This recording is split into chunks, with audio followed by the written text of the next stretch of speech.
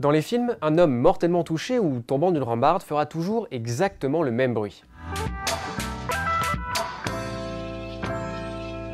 Si dernièrement vous êtes allé voir un bon blockbuster avec quelques morts au fil du script, vous l'avez sûrement entendu. Un exemple tout de suite avec Blanche-Neige et le chasseur, sorti cet été.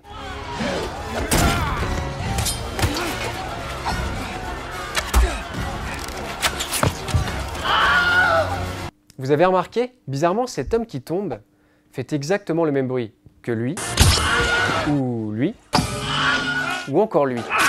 Ce cri en fait n'est pas n'importe quel cri, c'est le cri de Willem. On trouve ses origines dans un film de 1951, Les Aventures du Capitaine Wyatt, un western de Raoul Walsh.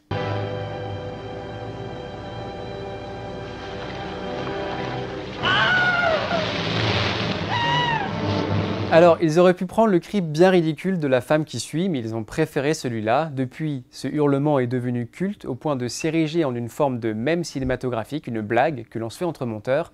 On le retrouve un peu partout dans le cinéma actuel. Florilège.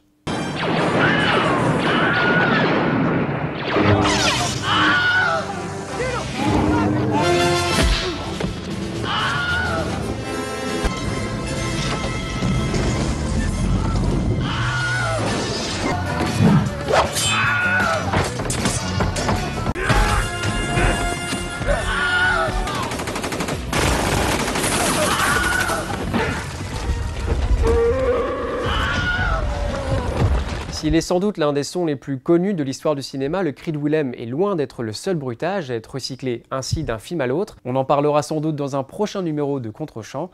En attendant, bon film et comme disaient Alain et Gérard...